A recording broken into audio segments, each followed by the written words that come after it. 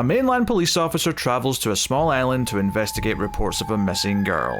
But the locals' strange customs and refusal to even acknowledge the girl's existence leave him perplexed and frustrated. Something tells me things aren't going to go well. Join us as we discuss the original version of The Wicker Man.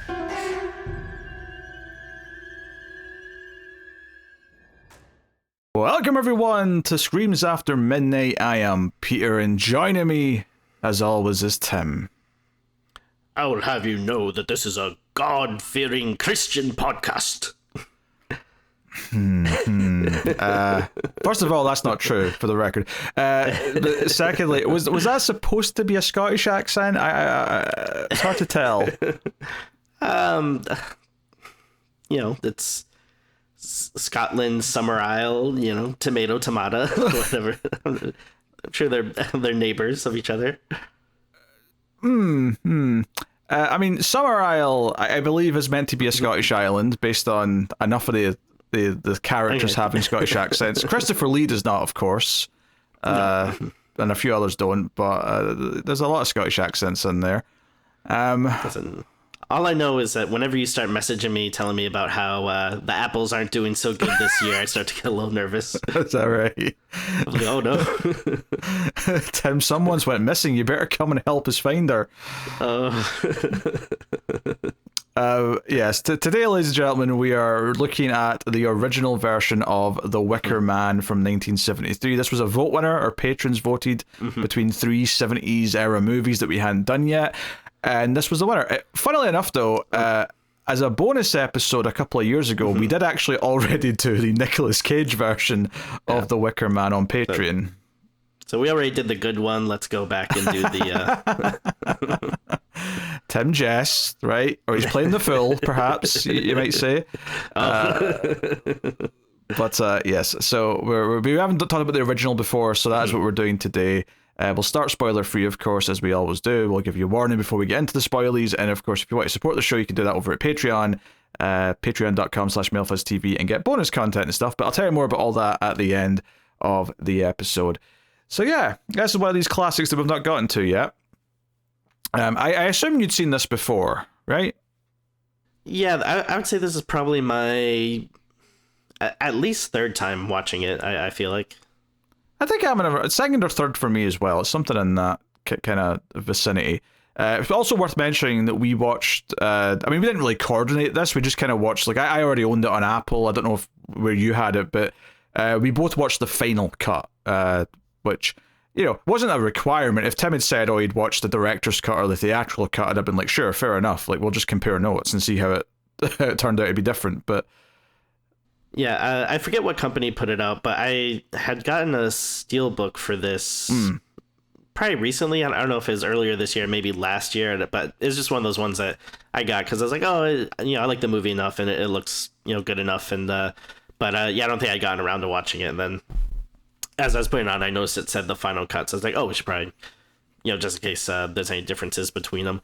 What's kind of funny is the first thing that pops in my mind when I think of this movie is I was probably made aware of it when I was maybe around high school or so, in the like kind of early-ish 2000s, and that's when DVD collecting was at its like boom. And I don't know if you remember this, but this movie always stood out to me because it had like a collector's edition, which was like this big like wooden box with like a silhouette of the Wicker Man on it.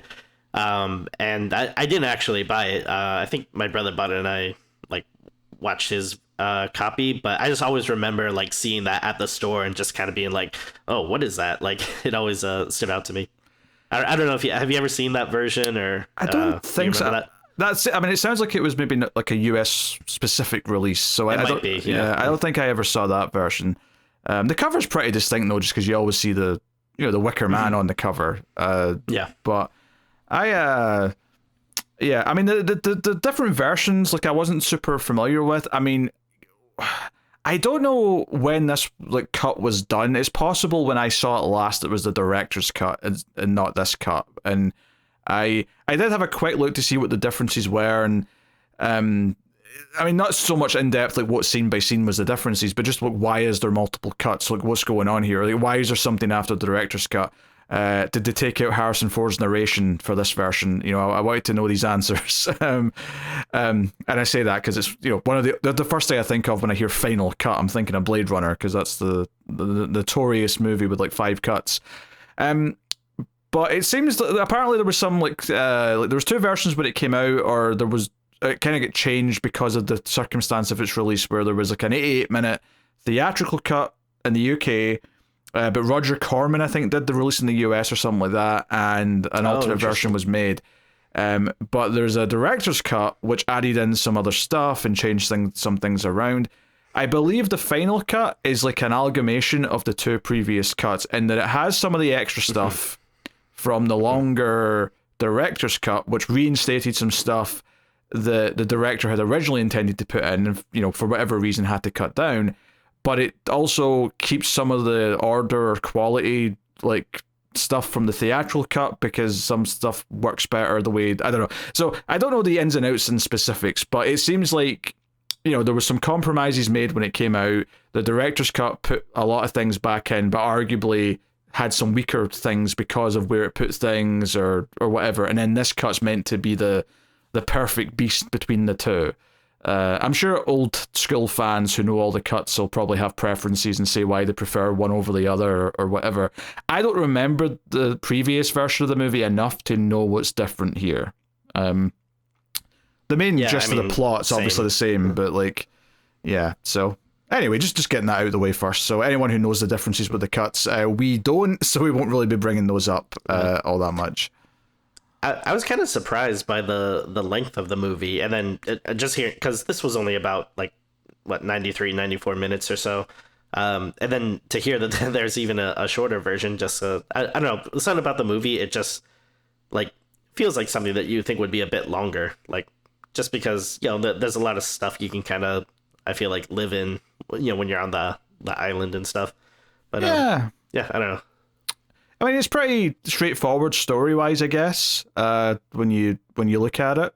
But it you know, it's a weird way to talk about, because obviously the main visual that everyone always posts when they're talking about this is of kind of the ending. So we're not really going to talk about that here in the spoiler-free section. But the premise of the Wicker Man, though, is that a policeman named Sergeant Howie travels by plane, which he flies himself, to the island of Somerville, because he received a letter that a girl has been missing for a year, and he's coming to investigate, and basically encounters the various island folk, and is kind of frustrated with their answers or lack thereof, and becomes kind of increasingly aware that this island does not worship regular, religions, or, you know, in his eyes, you know, the regular Christian faith. It's more of a pagan style thing, and then that kind of builds in tension over the course of the movie. So that's the basic premise. Well, I'll leave it there, but that's the gist of it. That's a good gist. I thought you may have a thought to interject.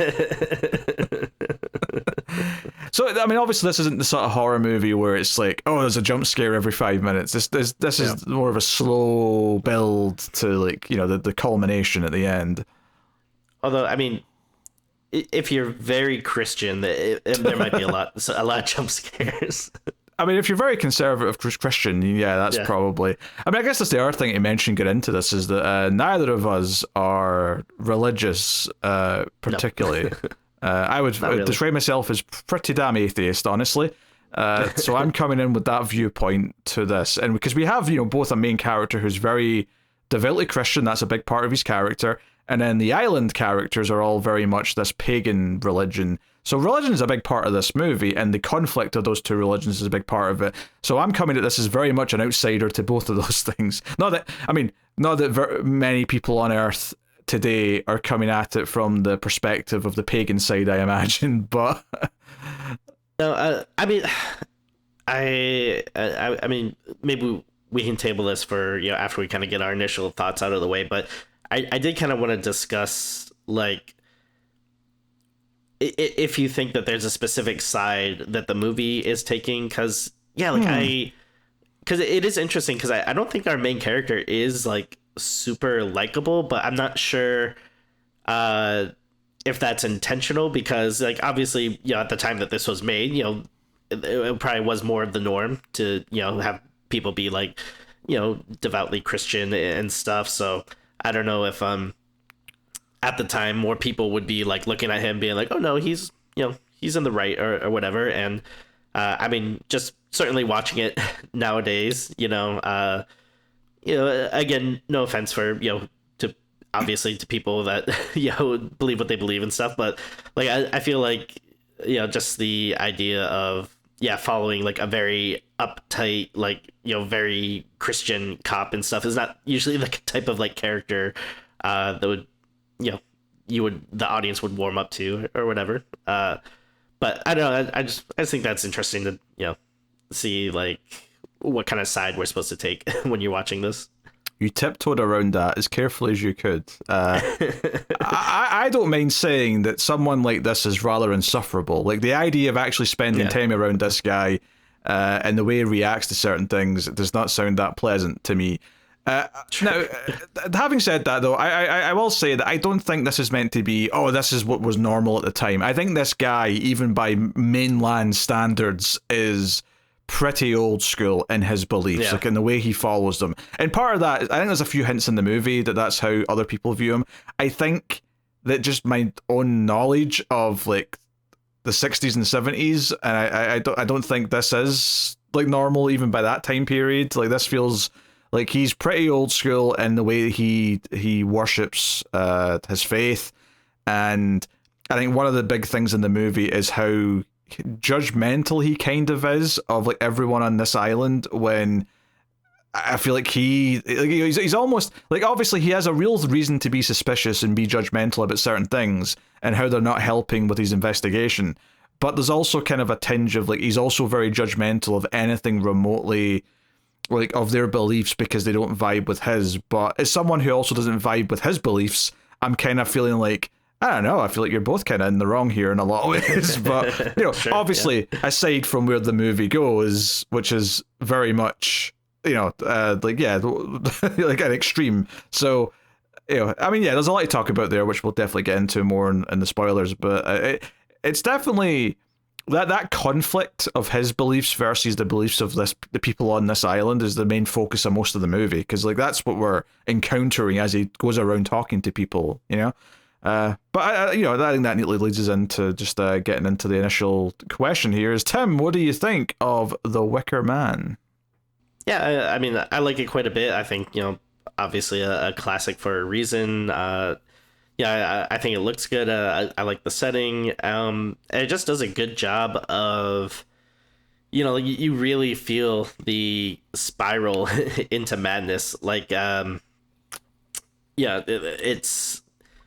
It like in a way it's kind of frustrating, like sometimes when I watch these movies where it's like it's basically like this whole town or city or island, whatever, that's just like messing with you, like, you know what I mean, like in a way that's kind of like, I don't know, there's almost an anxiety to it, but it does like I think a really good job of just seeing him go like further and further down this rabbit hole and things getting like worse and worse, and then like I said, it kind of does a good job of like slowly, I mean maybe not slowly, but I feel like you reveal more and more of his character, and then like you say, he does seem to be more uptight and conservative and stuff as it goes along. So like I don't know, in a weird way it's like, oh, things are getting worse and worse, but I'm also like not super feeling bad for him.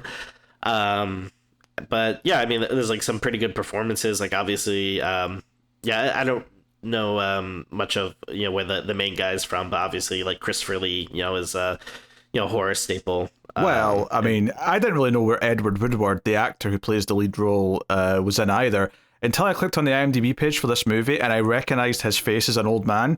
He's in Hot Fuzz, actually. Oh, really? Oh, that's funny because one of the things while I was watching this movie, I was thinking like, oh, surely like Hot Fuzz must have had like a little, Edgar Wright must have had like a little bit of inspiration. He knew this movie for sure. Yeah. He's one of the Neighborhood Watch Alliance guys.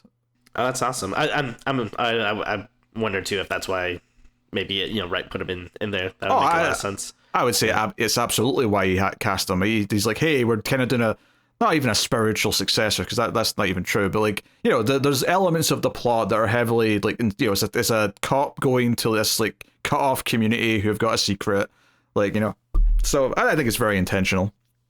Nice. For sure. That's really cool. Yeah, I didn't know, but so thumbs up for me. I think it's a good movie, and then kind of like we mentioned earlier, it's a little shorter than I was expecting, but it that's totally fine because it moves like pretty quickly. Like you just get right into it, and there's not like a lot of downtime or anything. And then obviously don't want to get into spoilers, but the ending, it's pretty iconic for a reason. And I think the first time I watched it, I don't think I really knew much about it, so I don't. I guess it was like a bit of a surprise, and it's pretty cool. But it's a good flick. It's a good flick. I mean, the movie's solid. Like, it's a really solidly made movie. It's as much as I find the main character pretty unlikable at times, it's in a very kind of neutral way where it's like I understand him well enough though. Like it's like the whole idea that he's been challenged by all these things. It kind of makes me think more about what the movie represents rather than what it's literally doing. Obviously, religion plays a big part of what the movie is in terms of its plot, and I think it is talking about religion and it's talking about that. But I feel like, if anything, it's maybe even talking about more about because there's a lot of movies around this time period, like even like something like Dirty Harry, which is kind of about how this old school cop is kind of confronted with what all the young people are like and how a lot of things are viewed differently, like sex and stuff like that. And that's a big part of this movie. It's like this character, I'm not saying this character is similar to Dirty Harry, but I do think there's some parallels in the idea of the old guard looking at these new, even though a lot of the things that these people are doing in this island are supposedly much older than like what he's into, because the old pagan stuff. But in a weird way though, it does kind of feel like a movie about someone who is confronted with like the new and the different, and is like refusal to like understand or accept it is like part of what the movie's about, even if the literal plot that we're getting is that they're up to something and he's like for looking into it. So but I think the performances are good. It is interesting having a movie like set in like this island off the coast of Scotland, and like there's a kind of a mixture of accents, but there's a fair amount of Scottish accents in there. I don't know if the main guy, because he didn't have a Scottish accent in Hot Fuzz, so I don't know if he's putting on an accent or if he was putting on an accent in Hot Fuzz, but he's doing an alright job at kind of the sort of more posh, proper version of a Scottish accent. He's constantly speaking with this sense of authority. Like he really puts a lot of faith, not only obviously his literal faith, but like in the system, and like, I'm an officer of the law and I'm here and that gives me authority. You must obey what I ask of you. And when someone disrespects that or just doesn't do what they're told or acts like he's not got any authority here, he gets very upset and he starts really waving his authority around. Like he doesn't have like a stick, but you just imagine a stick being waved around. Yeah, those scenes are great. Like anytime like he gets flustered by something, which is quite a bit in the movie, it's pretty entertaining. It's arguably like most of the movie, honestly. It's like, are they having sex? Naked? Are they naked? Naked women? Yeah. What? Or like just like anytime he's like, I'm gonna need to see that autopsy report or something. Then like, all right, we just gotta check with like the Lord of the Isle and stuff. And he's like. Oh, like, you don't have to check with him. Like, I am an officer of the law. Like, he basically, like, he thinks he's like Judge Dredd, but it's almost like he's overconfident by the position that the system he lives in has given him, and doesn't have any idea what to do when he's presented with people who don't give a shit that that's what he is. There's definitely that element of being like out of like the fish out of water, I guess, is maybe a way of putting it. So yeah, no, but it's good. It's definitely like a very different type of movie though from like most of the horror movies we talk about, because it is this slow burn to the climax, and it's It's more about the unsettling frustration of what he's going through up until that point. Most of the movie, you really don't know what's going on, other than basically you get the sense that, you know, that these people are messing with him. But I mean, like, other than that, like, yeah, there isn't much that, you know, you really know. Yeah, like, you're basically following, like, as he's learning stuff, like, you're learning it too. So no, I mean, it's definitely a movie that I think I was right to wait until I was like in my 20s to watch for the first time, because I don't think a young person who's getting into like slasher movies is going to like click with this one, because it's not as exciting as those types of movies in that sense. Yeah, if you're having like a sleepover, you don't want to do like, you know, Friday the 13th, Nightmare on Elm Street, and then The Wicker Man. Like, yeah, it doesn't really fit. Yeah, not unless you're a bunch of movie nerds who are already into like, you know, sure, yeah, different types of movies that are a bit more, I don't know, highbrow, I guess, because that is kind of a highbrow horror movie, right? That's sure, yeah. That's elevated, I guess. It's the original elevated horror movie, yes. Like, this would probably, I guess it probably would have been like A24 at the time. Sure, yeah. Well, I guess we'll get to spoilers then, because I'm not sure how much more we can talk about without just openly saying what was actually going on the island. Yeah. So, spoilers from this point on, you have been warned. Yes, Tim, you're so eager. Sorry. What is it? No, sorry, I just forget. So yeah, he comes to the island because he gets this letter, but I forget, does it say who wrote the letter, or did he know who wrote it? No, he specifically says it's anonymous. Okay, I just forgot that detail. Yeah, clear cut. There's no ambiguity to it. He says it's anonymous, so no. I guess he's maybe assuming that it might be one of her parents, but obviously that doesn't pan out once we actually get to talking to those characters. Because, I mean, obviously it's not a good thing to compare it to, but in the, you know, Nick Cage version, wasn't it something like he got a letter from his like ex-wife or something like that, if I'm remembering it correctly? Are you actually bringing up the Nick Cage version as a point of comparison here? Come on now. I'm just trying to remember. It's like I feel like that movie was like so much more convoluted, where like yeah all this stuff with like his ex-wife, and yeah, if I remember correctly, his ex-wife had become a part of this, like, and because in that movie it was specifically a cult. I guess this is still technically a cult, but it's just you know, presented a little bit differently. I'm sorry, were you upset there was no scene of bees or him running around punching women in the face? Because that was a big feature of the Nicolas Cage one. I mean, it couldn't have hurt. Throw him in there. But I mean, no, it's just funny just to see the difference, like, because like this is so much cleaner. It's like, you know, I feel like it has like more respect for the audience, where it's like, oh yeah, like, you know, we don't need all this like set up. It's just boom, he's on the aisle, he got a letter, and yeah, like with the Nick Cage one, it was like, I think he gets in like some like accident or something, then he's like a disgraced, washed up cop, and then he gets like a letter from his ex-wife, and it's like, okay, yeah, you don't need this. Yeah, I mean, so obviously, like, ultimately he's been lured there to be the sacrifice in their like May Day festival thing and the Wicker Man, so they'll have good crops. Like, that's ultimately what he's there for. But of course, throughout the movie, it's dangled in front of him that, okay, this girl's missing, and then it's like, oh no, she's not missing, she's dead. No, she's not dead. She's there because she's been held captive because she's going to be used as the sacrifice. It's all kind of there to sort of lure him in so that he can be. Here's my thing though, and my question is that they make it quite clear that, you know, because of all the things he does, right? They've kind of researched him. They know who he is. They know that he's got this reputation for being this tight, wound up guy who's super conservative and Christian and is waiting for marriage for sex. So there's a sequence in the movie where the sexy landlord's daughter, right, who they make it very clear is very promiscuous and like literally Christopher Lee. The first time we see Christopher Lee in this movie, I believe, is him bringing a young man and saying, "Hey, here's a young man for you tonight," and sends him up to her room. And we, you know, like the main character Howie hears them having sex next door and is obviously shocked by all this going on. But there's a sequence later on, about 2/3 out of the movie, where she gets naked in her room and sort of sings and bangs on the wall and is basically inviting Sergeant Howie to come next door and have a night of debauchery, whatever you say that word, right? And he's like up against the wall, sweating. He's clearly like struggling with the temptation of this beautiful woman who's naked next door, chanting for his penis, and he's like slapping her bum.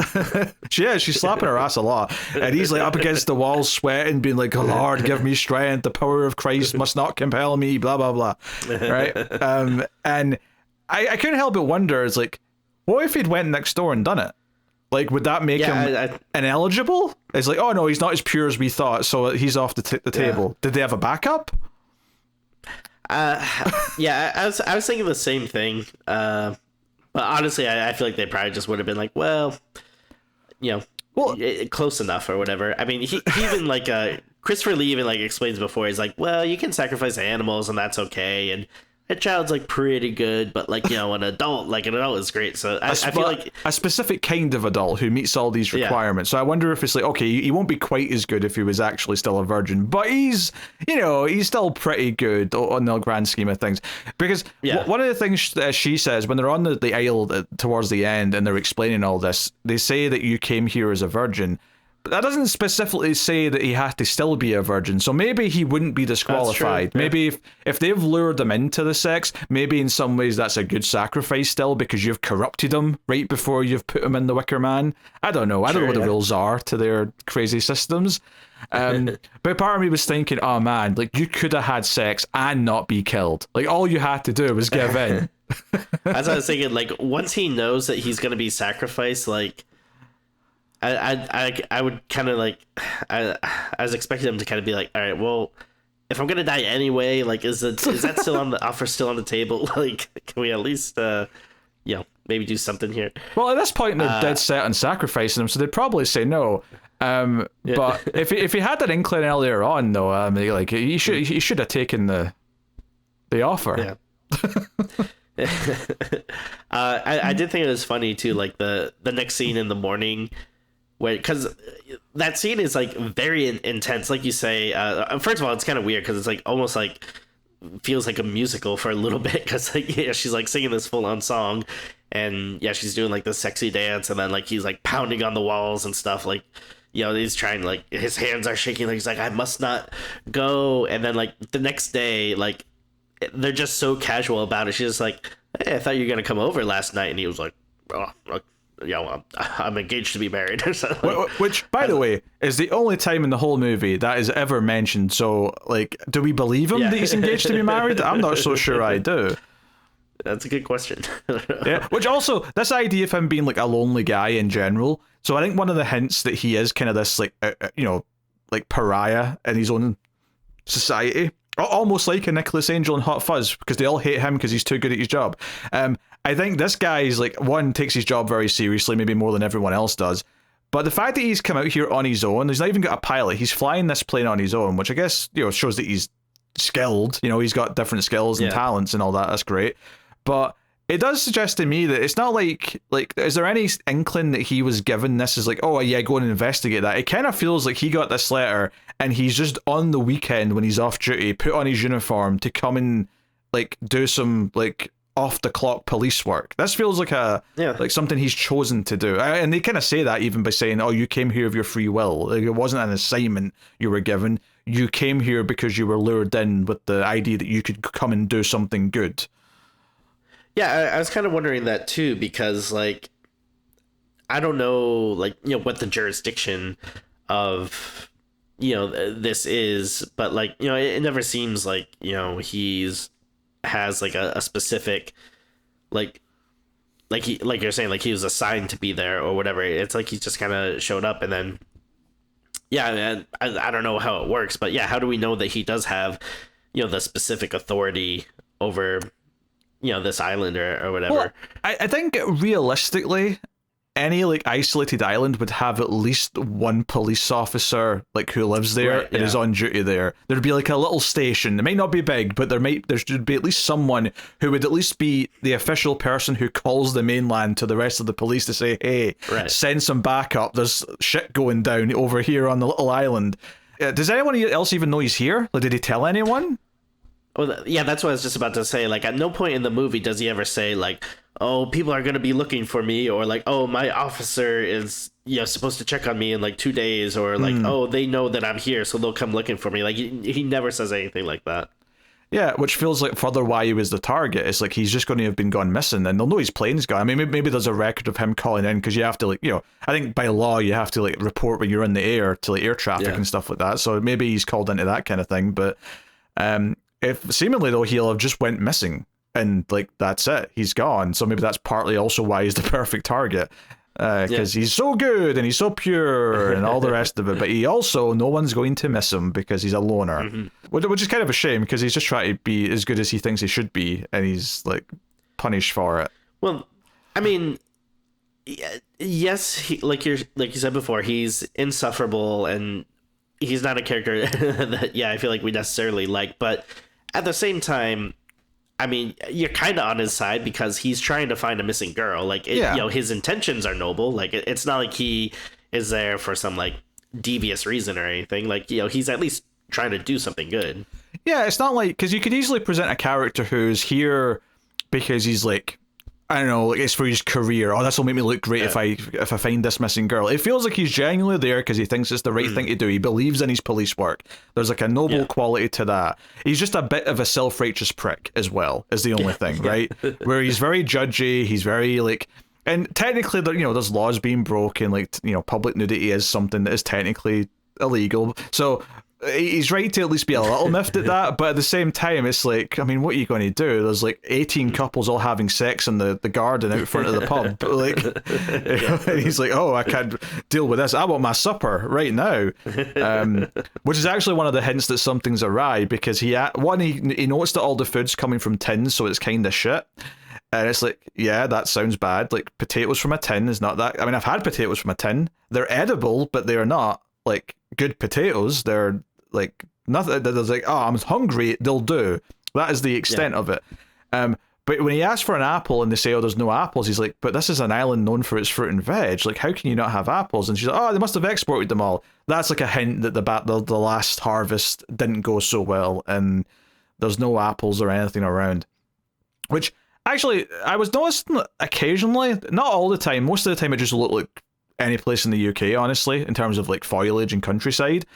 But occasionally there was what I would describe as a more tropical looking tree. I guess that was like part of the special qualities of this island being next to this warm gulf or whatever. But I was like, oh, that's like there was a couple of trees where I'm like, that looks more like a tree I'd expect to see in like, I don't know, like where you live, as opposed to anywhere off the coast of Scotland. But fair enough. I mean, I'm assuming they still shot somewhere. I mean, maybe it's not like a real place per se, but I'm sure they still shot somewhere in the UK.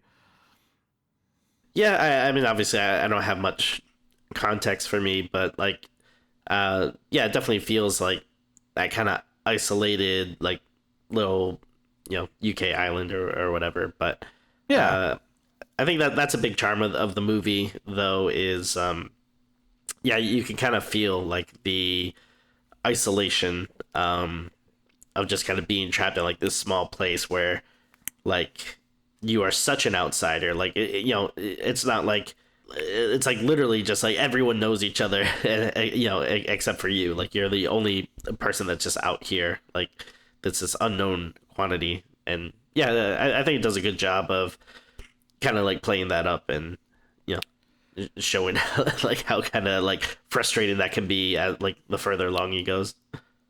If I may suggest something else the movie might be kind of like about at its core is like the dangers of sexual repression, because like everything he encounters is sexual in some way, and that's what he's constantly kind of offended about, and ultimately it leads to his death that he's never willing to give into it. Which, and I'm not saying it's saying everyone has to give in and just get laid. Like, there's nothing wrong with waiting until marriage if that's what you're about, but right, yeah, I think it kind of feels like he's so disgusted at every point where, and we see that he's tempted when, the whole scene with the dancing naked and like the singing to him through the wall. We can see that there is like an urge there that he's kind of like suppressing the entire time. But he's offended by the people having sex outside. He's offended that they're all singing in the bar about the barmaid and like saying, oh, you wouldn't take her home to your mother, but she'll do this or that.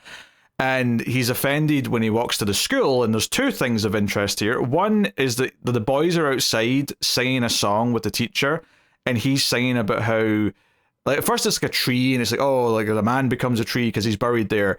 But when that man grows up, he meets a woman on the hill, and then from them comes a boy, and then he becomes a man, and it's like, oh, that's getting a little bit into, reproduction.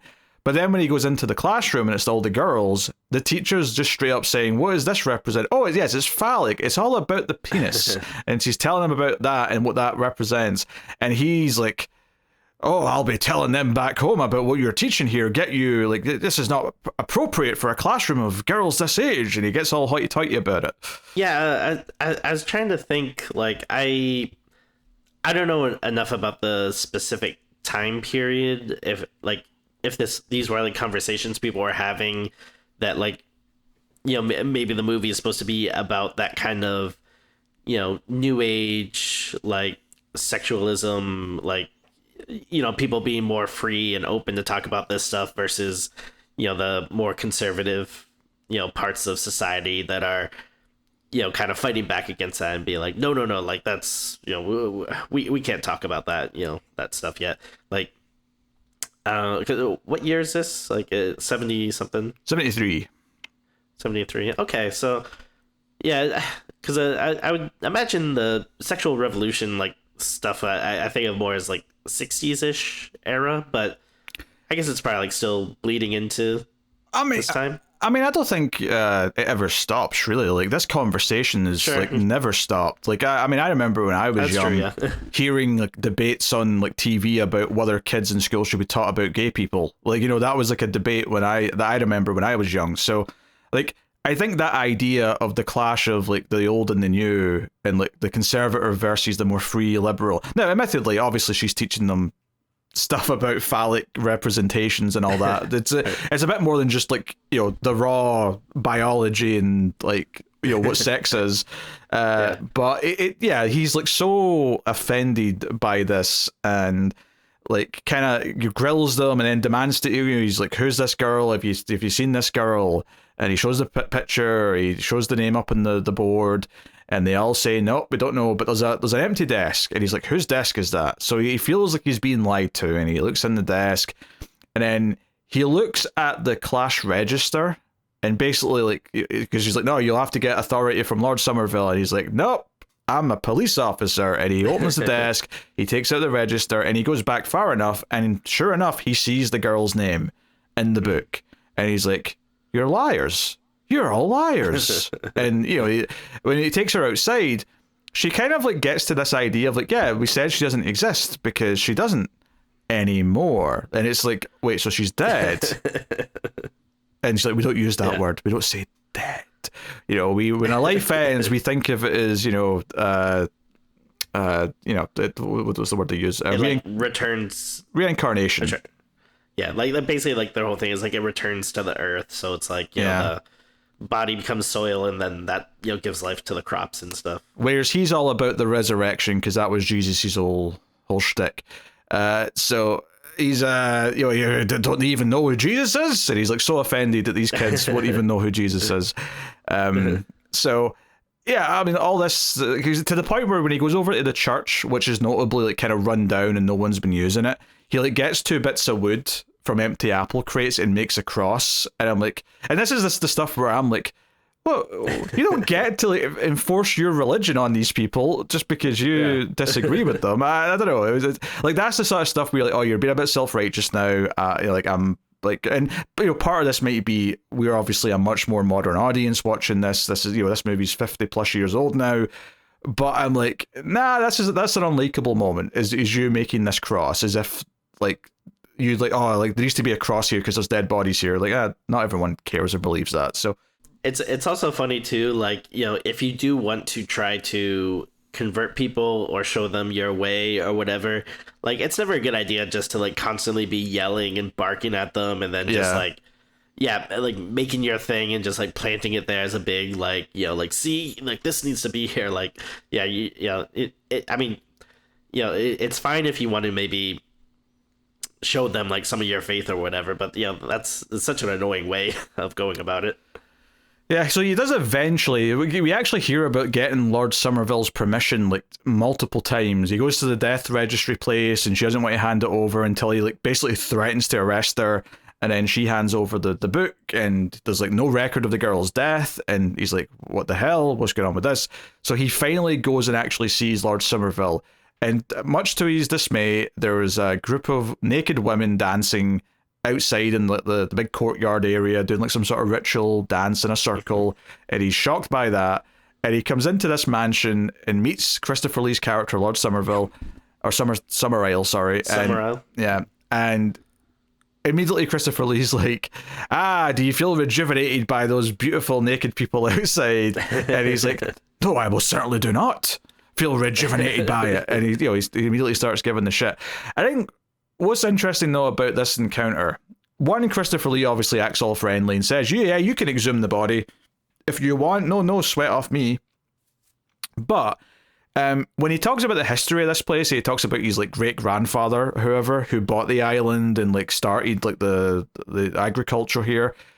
He talks about how like it was like 1860 something.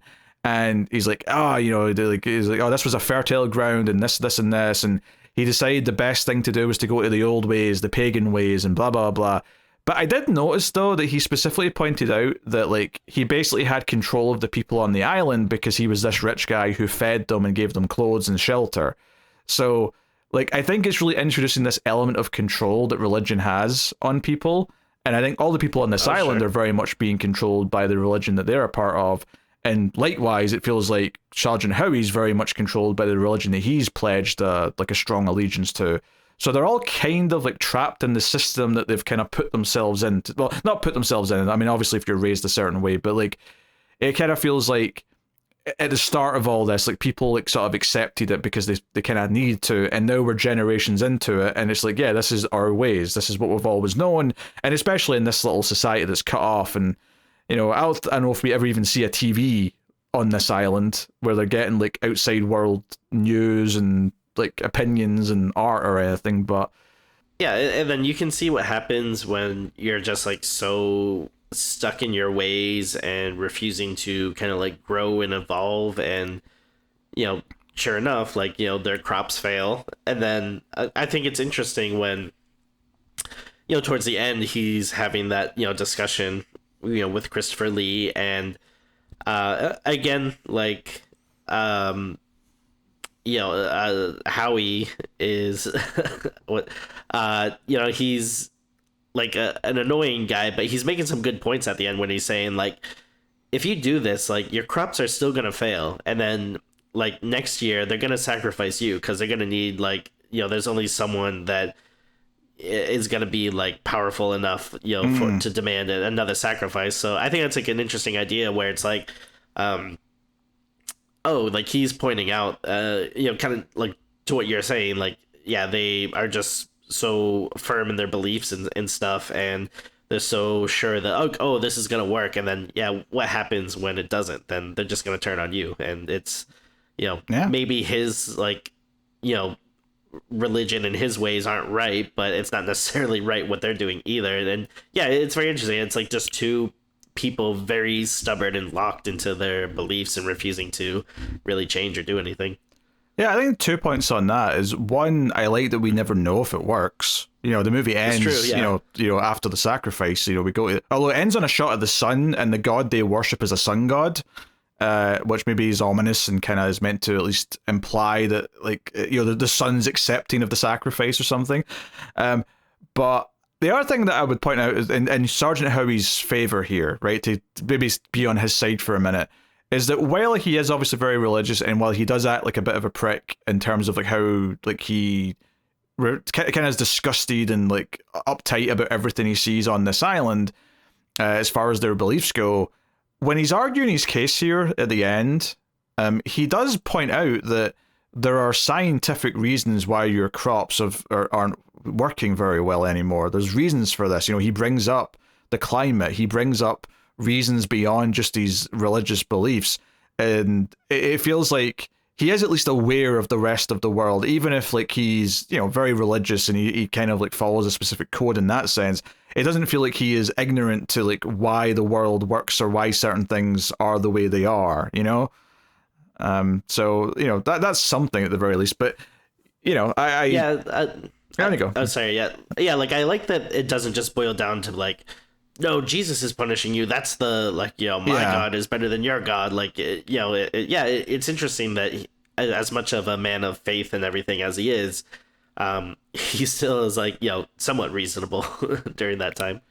Obviously, he dresses up as the fool to sort of like see what this Mayday ritual is, and then they say, "Yeah, you are the fool. You came here as a fool," kind of thing.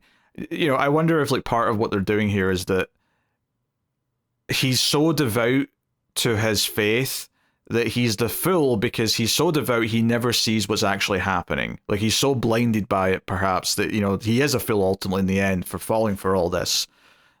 So it's like, yeah, that's what makes you the fool.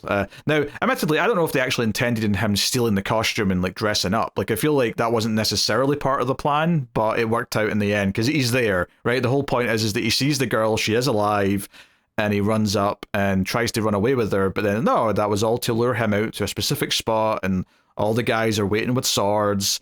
He's got no way to defend himself, and it becomes clear over the next scene that, oh no, they're going to sacrifice you because you fit all the parameters. You're all these things that they wanted in a sacrificial lamb. Although they do sacrifice some animals as well, though, because in the Wicker Man there's like some compartments underneath him with like a goat and like some other animals. So they're hedging, they're hedging their bets a little bit, you know. Yeah, I do like, you know, towards the end where he's still just so stubborn that he kind of like starts to walk away, like almost as if he like feels like, you know, if I show them that I still have authority, like they'll just let me leave or whatever. And I like that they just have like the big townsfolk guy just basically grabs him and like pushes him back down, like, no, you're not going anywhere. And then it actually is like pretty harrowing, like when he's like looking at where he is and all the people he's surrounded by, and you can just kind of see like the realization setting in that he's like, there's nothing I can do, like I'm screwed. Yeah, so he starts to plead with them. He's like, hey, you're going to be murderers. If you go through with this, you are murderers. And he starts saying, and even if you do this to me, I still believe in Jesus. I still believe in God. And he starts, saying those things over and over again. Yeah, I mean, I do wonder as well, like, did they sabotage his plane? Because he tries to leave, right? Like the morning of the final thing, he is going to leave because he wants to go back to the mainland and report what he's seen so that more will come back and like properly investigate the town. And his plane doesn't work. And that night before is when the barmaid tried to lure him in for sex. And I do wonder, like, did they only sabotage his plane when she reported in and said, nope, he didn't take the bait, he's the one, so, like, stop his plane? Oh, maybe. Or was that plane sabotaged, like, 10 minutes after he landed? Like, was it always going to fail? That's a good point, yeah. I don't know. Sure. I'm genuinely speculating because I have no idea. But... yeah.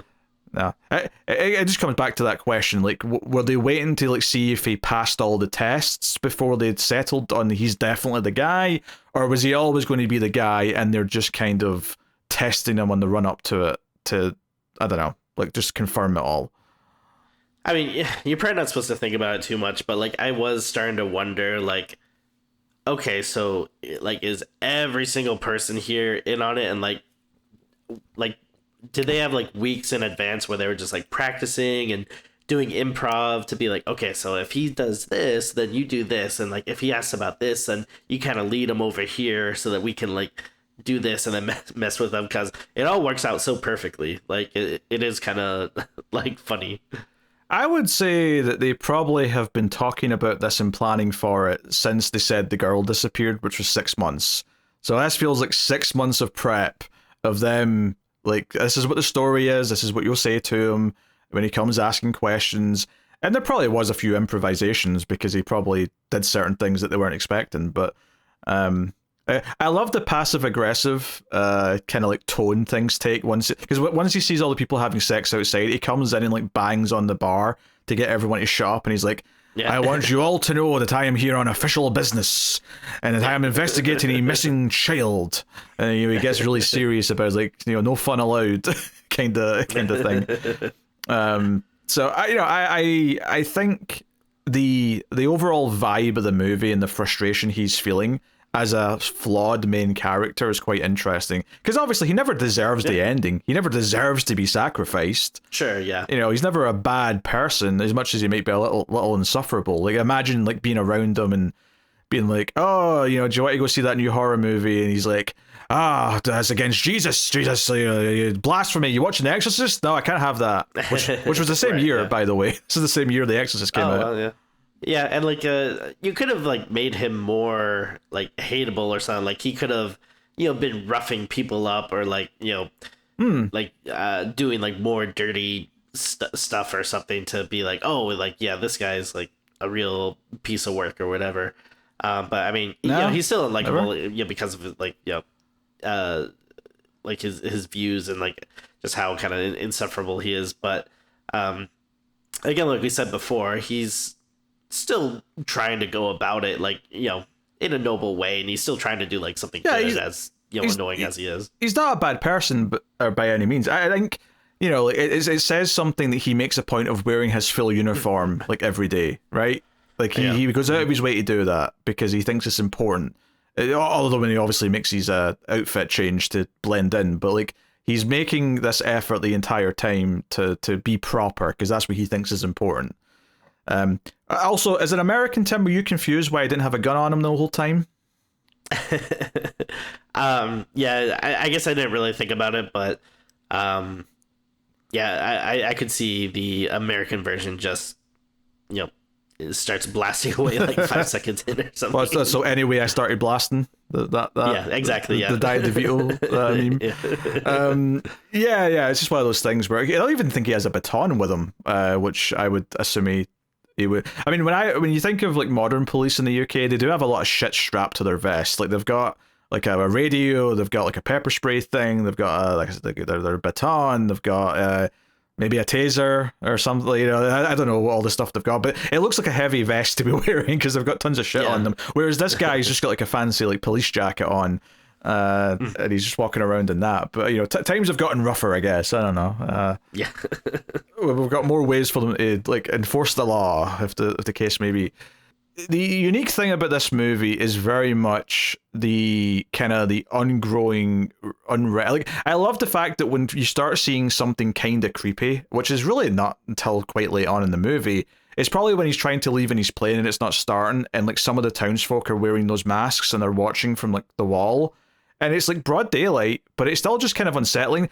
Not because the masks are that creepy. I mean, they're kind of creepy, but it's more the fact that we know they're just regular country folk. Like, because we've already met them and they just seem like normal people, it makes it really weird that they're all in on this and they're all wearing these masks. And like I think it says something that most attempts to do this type of plot since this movie have not been that good, because they always try and play up how creepy everything is.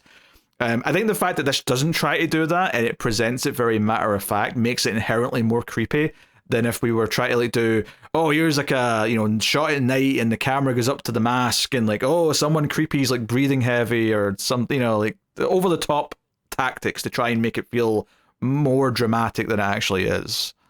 Oh, absolutely. Like, yeah, I feel like those kind of movies you're describing, it feels like the characters know they're in a horror movie, whereas this movie, it's like, yeah, the characters, you know, they don't think of themselves as monsters. Like, you know, they don't think that they're killers or anything.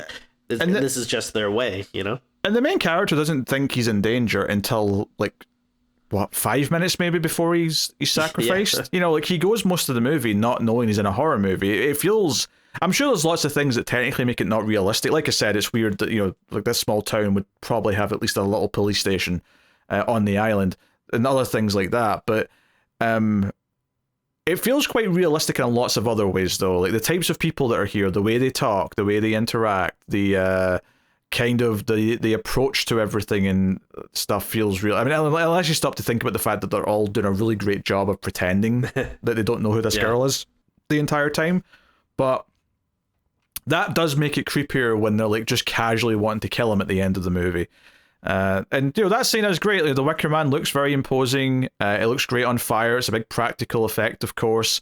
And the movie ends with the head melting and revealing the sun sort of behind it, and that's what the camera focuses on before the credits start playing. You know, it's a really cinematic moment. And It's a movie that doesn't have a ton of cinematic moments per se, because it's a lot more down to earth. But the final is this big spectacle that they really sold, and there's a reason why it's used. It's got that Planet of the Apes problem where they keep showing pictures of the ending every time they want to promote the movie. Like every Blu-ray cover, every DVD cover, here's the Wicker Man. I'm like, it's kind of like, I know it's called the Wicker Man, but it's kind of weird to show the final scene of the movie and all the marketing materials.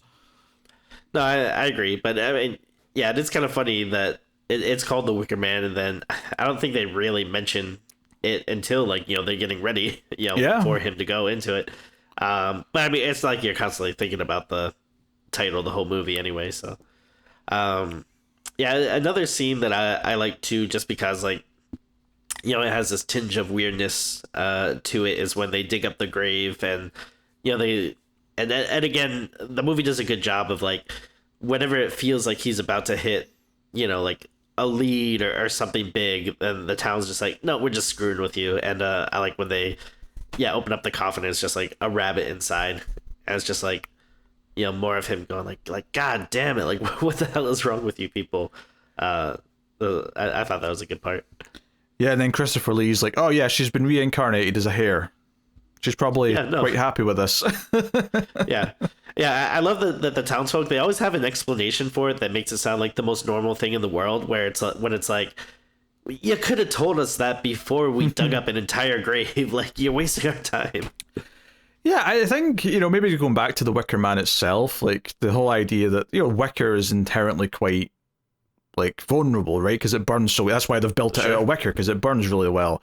But I wonder if maybe the most obvious interpretation of that is that it represents Sergeant Howie, is that he's actually very vulnerable and easy to like dismantle. He's easy to like bring down, even though he thinks he isn't. He thinks he's really devout. The movie opens with him in church. Like we get very little of him in the mainland, but we see him in a church, reading from the Bible. He's very devout in all of his stuff. He thinks of himself as upheld by all these systems that he's a part of, but he's actually very fragile, right? And this movie like kind of like lets him know that by the end.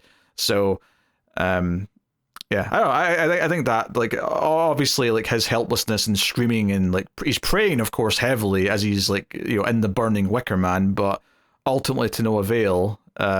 He's gone. So yeah, obviously it's a downer of an ending, but like yeah, I don't know if we were expecting anything else than that, but hey, yeah, I mean, it's a good movie. It's definitely a very different type of movie than most of the horror movies we talk about on this show, right? It's a very different, it's more of these weird little interactions. It's more his frustrations building over the course. There's like a mystery quality to it.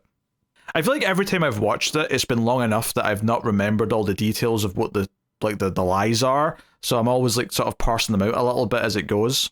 Yeah, it's definitely not a movie that, I would watch every year, but this is like a good one, for every, like, maybe like, I don't know, 4 or 5 years or something, to be like, oh yeah, it's been a while since I watched this, and then you turn it on and be like, oh yeah, this is pretty good. Having said that though, it's obviously this big classic, and I wouldn't like, watch it as often as, any of the other big tentpole horror movies, like, I'm always going to pick a Halloween or even an Exorcist or a Shining or whatever, more than this, or a Texas Chainsaw, which was just a year later, and how different these are. And obviously they're from different countries and they're very different types of movie, but it is interesting how Texas Chainsaw is effectively someone encountering a family with lots of weird beliefs. Is you could almost make a comparison of like, someone from the main world, which in this case is like the urban world, going to this rural little part of Texas and the weird cannibalistic family they encounter, because this is their way. So I don't know what I'm trying to say there. But I think if I do have a small complaint, I will say I was starting to get really sick of whatever that like corn brigs and barley song that like they kept playing. Oh yeah. It's definitely in the first half hour you feel like you hear that type of singing a lot, and I was like, I'm a bit over this now. We can get to the point without having to hear it as much. Yeah, like it definitely fits the movie. Like it's it's like this kind of folk horror kind of thing. So we have all these kind of, I don't know what you call them, like kind of folk songs, folk songs, yeah.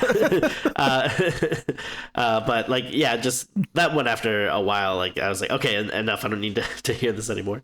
So there you go. That's the movie about the demise of Sergeant Howie, and Dracula laughs on as he meets his maker. Which we have to get back to Hammer Dracula soon. Actually, it's been a little while since we watched the last one. Maybe we'll squeeze one in this month. Who knows? It's possible. Well, I mean, as soon as they stop putting out new movies, we can go back to some old ones. We'll see. Yeah, we'll see what we can do. We'll just shut down the film industry for 6 months and let us catch up. Sure. But yeah, I mean, I think we can get into rating the movie then. Tim, if you want to give me a rating out of 10 for Wicker Man. Yeah, I mean, it is pretty good. Like you said, it's not one that I would want to watch all the time, but I mean, it's hard to deny that, there's a reason why, it's a classic. The performances are good. It's an interesting story. I think it looks good. I think I'll give it a... I'm kind of like waffling between like 7.5 and 8. I guess I'll go like with a straight 8. Yeah, like I don't really, have too many complaints. Maybe there's something about it that it just doesn't like maybe feel as impactful as maybe some other stuff that I'm like, oh wow, this is like, like one of my favorite movies. This is like really great, but it's a very solid, very good movie, obviously. Yeah, I mean, I think it's like the sort of thing where its name and like reputation is like so held in high regard, I feel like, especially in the UK horror like sort of circles, that it almost like has like too much expectations built upon it to kind of live up to what the people talk about it as like this, like one of the most important horror movies ever made. And I'm not denying that might be technically true, but like I definitely don't feel the impact of it as I'm watching it compared to some other like tentpole classics that are kind of given the same amount of like cred. But it is a really good, solid made movie with unnerving like story that unfolds and good performances. So I think I agree with the 8 out of 10. I think it's a great movie. I just don't hold it in the same esteem as some other big classics that you often get brought up in the same breath. So, yeah, that is what it is. But that is The Wicker Man. So, not sure what's coming up next on Screams because the Octoberthon is hard to predict, even for us, as we're recording these episodes. But there's 2 episodes coming every week during October, plus there's 2 bonus episodes for patrons / YouTube members. The first of those should be soonish, I believe. So look forward to that. But that is the plan. You can go to patreon.com/MailFuzzTV, or you can become a YouTube member and get access to the bonus episodes. There's a back catalogue of about 60 or so of them. And most weeks we have an Even More Scream segment where we talk about, like a random top 5, or we'll do a little horror quiz, or we'll do a little segment. We did one at the start of October for like kind of like what we want to try and watch this month outside of the show. So if that sounds like a fun little extra discussion, you can go get that as part of your bonuses. But mostly you're supporting the show and help make sure it keeps coming every week. And thanks to everyone who already supports us. Yeah, and then obviously, like you said before, we did was it a Patreon only episode that we did the Nicolas Cage remake? That was a Patreon bonus episode, yeah. Okay. Yeah, so if it's your first time signing up, maybe after listening to this, you can just go straight to that and see how we felt about that one. Obviously, it's a worse movie. That goes very much without saying, but that's not without its hilarity. I'll say that much. Mm-hmm. Not without its hilarity. Yeah, we did that like 4 years ago or something like that. That was a while ago. I guess to be fair, I did laugh more while watching that one. It wasn't supposed to be a comedy, though. I'm not so sure that's a compliment.